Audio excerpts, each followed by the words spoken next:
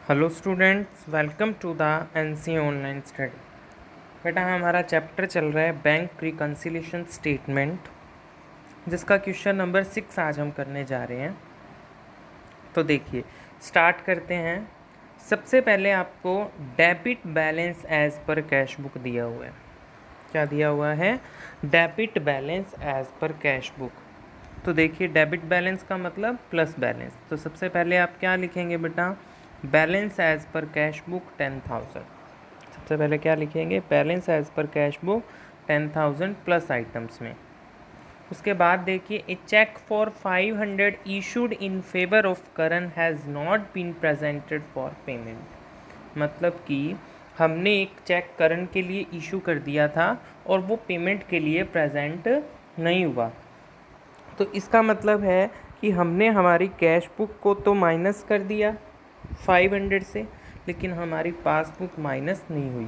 तो अब हमें कैश बुक को वापस से क्या करना पड़ेगा? प्लस करना पड़ेगा। तो हम क्या करेंगे? A cheque for 500 issued to Karan was not presented for payment 500। इसके बाद देखिए, a bill for 700 retired by bank under a rebate of 20, the full amount of bill was credited in the cash book. देखो बेटा, rebate rebate किसे बोलते हैं? Discount को बोलते हैं। ठीक है, तो हमारे बिहाफ पे एक बिल क्या किया? बैंक से रिटायर्ड किया गया और उसकी जो कैश बुक में है वो फुल अमाउंट क्रेडिटेड की गई। ठीक है, रिटायर्ड का मतलब पेमेंट की गई हमारी तरफ से बिल की। ठीक है, तो पेमेंट तो की गई थी 680 रुपीज़ की। ठीक है, लेकिन हमने उसे कैश बुक में कितने से क्रेडिट कर दिया? 700 से। तो अब हमें 20 रुपये क्या करने पड़ेंगे? ठीक है, क्रेडिट का मतलब बेटा माइनस कर दी हमने कैश बुक को 700 से, लेकिन 680 से करनी थी। तो 20 रुपये वापस हमें क्या करने पड़ेंगे? प्लस करने पड़ेंगे। तो rebate of retiring bill was not recorded. ठीक है, इसका रीज़न हो जाएगा ये। दोबारा बता देता हूँ कि हमने 700 रुपये का एक बिल, हमारे बिहाफ पे बैंक ने 700 रुपये पे किए। ठीक है, लेकिन वो 20 रुपीज़ डिस्काउंट पर पे किए गए थे, रिबेट पर पे किए गए थे, इसलिए सिर्फ बैंक ने पेड किए थे 680। लेकिन हमने हमारी कैश बुक में कितने रिकॉर्ड कर दिए? 700 से कैश बुक को माइनस कर दिया। तो 20 रुपये से हम वापस प्लस कर रहे हैं अब, जिससे कि हमारा इक्वल हो जाए पासबुक और कैश बुक। ठीक है, उसके बाद एक cheque for 295 deposited in the bank has been dishonoured. Dishonoured का मतलब बेटा चेक के पैसे किसी वजह से डिपॉजिट नहीं हो पाना। हमारे बैंक अकाउंट में चेक के पैसे किसी वजह से डिपॉजिट नहीं हो पाना। तो 295 का चेक हमने बैंक में डिपॉजिट कराया, हमने कैश बुक को प्लस कर दिया, लेकिन वो डिसऑनर्ड हो गया, बैंक में जमा हुए ही नहीं पैसे। तो हमें वापस से माइनस करनी पड़ेगी कैश बुक को। तो हम क्या करेंगे? Cheque deposited and dishonoured minus items में लिख देंगे। उसके बाद a sum of 800 deposited in the bank has been credited as 80 in the passbook.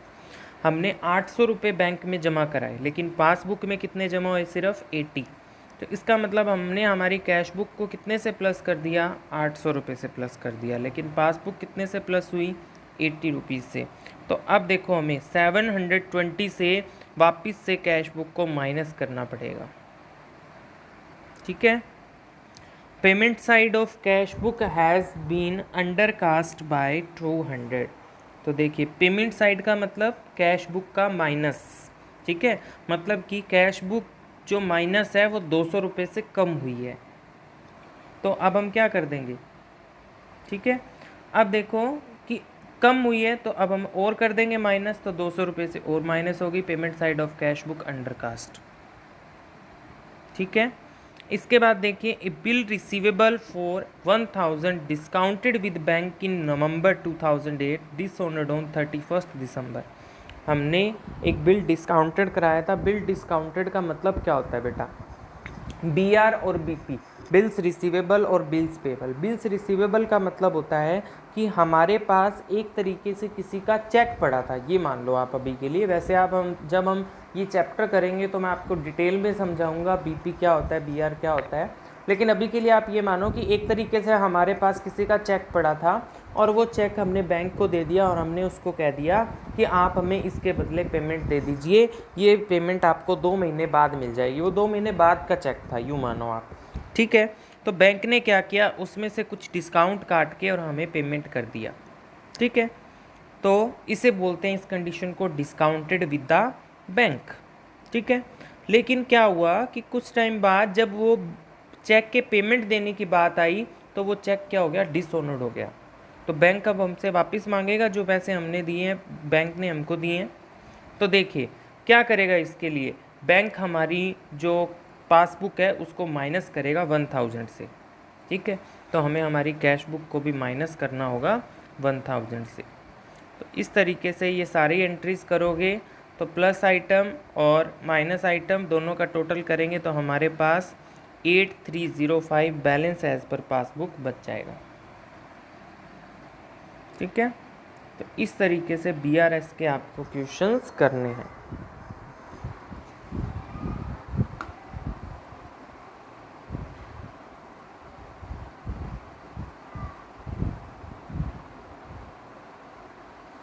चलिए नेक्स्ट क्वेश्चन पर चलते हैं। अच्छा क्वेश्चन है ये। क्या कह रहा है, सबसे पहले आपको क्या बता रहा है, differs from the bank balance of 23650 shown by the cash book on that date from the detailed comparison of the entries it is found। मतलब कि आपको कैश बुक और पासबुक का डिफरेंस दिया हुआ है। तो कैश बुक आपका डिफरेंस शो कर रही है 23,650 रुपये से। तो सबसे पहले आप क्या लिखेंगे, balance as per cash book 23650। उसके बाद देखिए first entry 2860 is entered in the cash book as paid into the bank, entered in the cash book as paid into the bank on 31st March 2090 but not credited by bank until the following day। मतलब कि 2860 rupees हमने deposit करा दिए तो हमने cash book को plus कर दिया, लेकिन वो बैंक में प्लस नहीं हुए, क्रेडिटेड नहीं हुए। तो अब हमें वापस से माइनस करना पड़ेगा 2860। तो cash deposited into bank but not entered in passbook किस में आ जाएगा, माइनस आइटम्स में। उसके बाद देखिए bank charges of ₹70 on 31st March 2090 are not entered in cash book. मतलब कि 70 रुपीज़ बैंक ने हमारी पासबुक में से माइनस किए हैं। रीज़न क्या था उसका, क्योंकि बैंक ने अपने कुछ चार्जेस कट किए थे, जिसकी इन्फॉर्मेशन हमें नहीं मिली, इसलिए हमने कैश बुक को रिकॉर्ड नहीं किया। तो अब हम कैश बुक में रिकॉर्ड कर देंगे तो 70 रुपीज़ माइनस कॉलम में आ जाएंगे, bank charges not entered in the cash book. Next देखिए, a bill for 5,500 discounted with the bank is entered in cash book without recording of discount charges of 270। ठीक है, कि हमने बैंक को discounted करवाया किसी बिल को बैंक से, कैश बुक में रिकॉर्ड तो कर दिया गया लेकिन कितने से, ज़्यादा से रिकॉर्ड कर दिया गया। कितने ज़्यादा से कर दिया गया, 270। तो अब हमें क्या करना पड़ेगा, माइनस करना पड़ेगा। मतलब कि जब हमने बिल को डिस्काउंटेड कराया तो हमें 5,500 रुपये का बिल था जो हमने डिस्काउंटेड कराया, तो बैंक ने 270 काट कर हमें पेमेंट दी थी, लेकिन हमने उसकी पूरी अमाउंट शो कर दी। हमने हमारी कैश बुक को 5,500 से प्लस कर दिया, हालांकि 270 माइनस करके करना था, इसलिए अब हम 270 रुपीज़ माइनस कर देंगे। नेक्स्ट देखिए, checks totalling 16,720 were issued by company and duly recorded in the cash book before 31st March but had not been presented at bank for payment until after that date। क्या कह रहा है कि 16,720 rupees के check थे जो हमारी company ने इशू किए, ठीक है, और duly recorded in cash book before 31st मार्च, और जिन्हें रिकॉर्ड कर लिया गया था, बट वो अभी तक प्रेजेंट नहीं हुए हैं। तो क्या करना पड़ेगा, चेक इशू हो गए, कैश बुक माइनस हो गई, अब वापस से हम क्या करेंगे, कैश बुक को प्लस कर देंगे। 16720 से। नेक्स्ट देखिए, on 25th March 2019 a debtor paid 1000 in the company's bank in settlement of his account but no entry was made in cash book। Customer ने डायरेक्ट हमारे अकाउंट में डिपॉजिट करा दिए, हमें इन्फॉर्मेशन नहीं मिली, इसलिए कैश बुक को प्लस नहीं किया, तो अब हम कैश बुक को 1000 से प्लस कर देंगे। नेक्स्ट देखते हैं, no entry has been made in the cash book for record of dishonoured on 15 March of a cheque for 550 received from Ram Babu. हमें एक चेक मिला हुआ था जो कि डिसऑनर्ड हो गया था और इसकी एंट्री हमें नहीं मिली, मतलब कि हमने कैश बुक में नहीं की, डिसऑनर्ड की। तो आपको पता है जब चेक डिसऑनर्ड होता है तो कैश बुक को हमें माइनस करना होता है, तो 550 से हम माइनस कर देंगे किसको, हमारी कैश बुक को। तो इस तरीके से आपको बैंक रिकन्सिलिएशन स्टेटमेंट बनाना है, प्लस आइटम माइनस आइटम, तो आपके पास आ गया डिफरेंस एज पर पासबुक 37620। ठीक है, इस तरीके से बेटा आपका क्वेश्चन नंबर 7 हो जाता है। चलिए क्वेश्चन नंबर 8 पर चलते हैं, 9 नंबर क्वेश्चन करते हैं। 8 की प्रैक्टिस आप खुद कीजिएगा। तो चलिए 9 नंबर क्वेश्चन है। अब बेटा थोड़ा सा चेंज आ जाता है क्वेश्चन के अंदर, क्या आ जाता है देखिए, credit balance as per passbook दिया हुआ है। अब आपको पासबुक का बैलेंस दिया हुआ है, अब आपको क्वेश्चन में किसका बैलेंस दिया हुआ है, पासबुक का, और आपको पहुंचना कहाँ है, कैश बुक। मतलब कि पहले क्या था, आपको आपका जो घर था, जो आपका घर था वो तो कैश बुक था, और जो एनसी आपका स्कूल था वो पासबुक था। तो आपको अपने घर से स्कूल तक जाना था, ठीक है। अब आपको स्कूल से घर तक जाना है, मतलब कि पासबुक से कैश बुक पर आना है, ठीक है। तो देखो हम पहले क्या दिमाग में सोच कर चलते थे कि हमें स्कूल जाना है, हमें स्कूल जाना है, तो आप सब काम स्कूल के अकॉर्डिंग करते थे, ठीक है, कि स्कूल में पहुंच के ये करेंगे, स्कूल में पहुंच के वो करेंगे, ठीक है। अब आपको क्या है, एनसी स्कूल से घर जाना है, तो अब आप क्या सोच के सब काम करोगे, घर पहुंचने के हिसाब से, कि आपको अब पासबुक को कैश बुक से मैच करना है। तो जो चेंजेस करने हैं, पहले तो हम जो चेंजेस करते थे मतलब कि माइनस और ऐड, मतलब कि प्लस माइनस किस में करते थे, कैश बुक में करते थे, और अब हम प्लस माइनस किस में करेंगे, पासबुक में करेंगे। तो क्वेश्चन का सोचने का तरीका, आपका थिंकिंग का तरीका इसमें चेंज हो जाएगा, ठीक है। देखते हैं कैसे चेंज होगा। सबसे पहले बैलेंस एज पर पासबुक दिया हुआ आपको 50,000, तो आप 50,000 balance as per passbook show करेंगे। इसके बाद देखिए 3 चेक्स, एक 6,000 का था, एक 3,937 का था, एक 1,525 का था, जो कि जुलाई में इशू किए गए थे, लेकिन अभी तक अगस्त तक क्या बैंक में प्रेजेंट नहीं हुए। तो देखो आपके पास एक तो है पासबुक और एक है कैश बुक। आपने चेक इशू कर दिए, आपने कैश बुक को क्या कर दिया, माइनस कर दिया, ठीक है, लेकिन पासबुक माइनस नहीं हुई क्योंकि चेक प्रेजेंट नहीं हुए। तो पहले तो हम क्या करते थे, इसी के अंदर वापस प्लस कर देते थे, तो हमारी कैश बुक और पासबुक इक्वल हो जाती थी। लेकिन अब आपको कैश बुक के साथ कुछ नहीं करना, कैश बुक को आपको टच ही नहीं करना, जो करना है पासबुक में करना है। इसलिए अब आप क्या करोगे, पासबुक को भी माइनस कर दोगे इन तीनों चेक की अमाउंट्स को प्लस करके, ठीक है।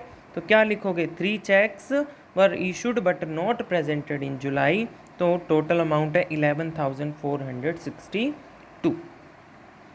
नेक्स्ट देखते हैं, 2 cheques of 500 and 650 sent to the bank for collection were not entered in the passbook.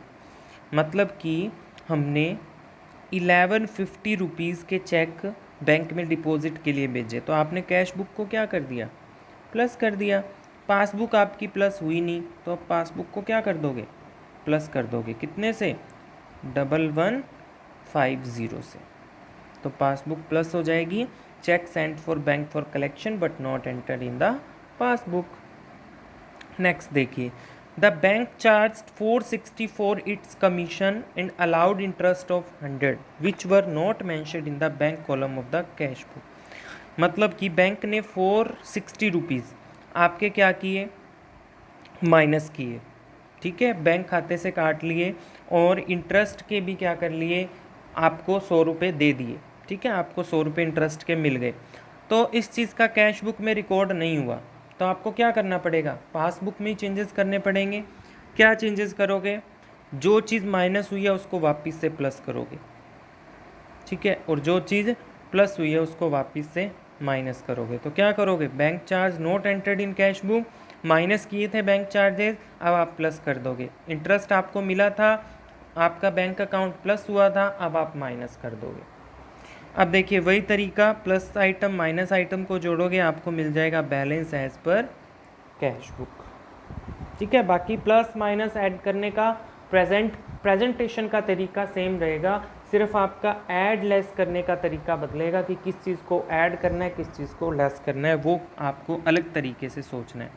तो एक बात का ध्यान रखोगे, कैश बुक का debit balance plus balance, cash book का credit balance minus balance, passbook का डेबिट बैलेंस माइनस बैलेंस और पासबुक का क्रेडिट बैलेंस प्लस बैलेंस। इन चीज़ों का स्पेशल ध्यान रखना इस चैप्टर के अंदर, ठीक है। Thank you, have a nice day.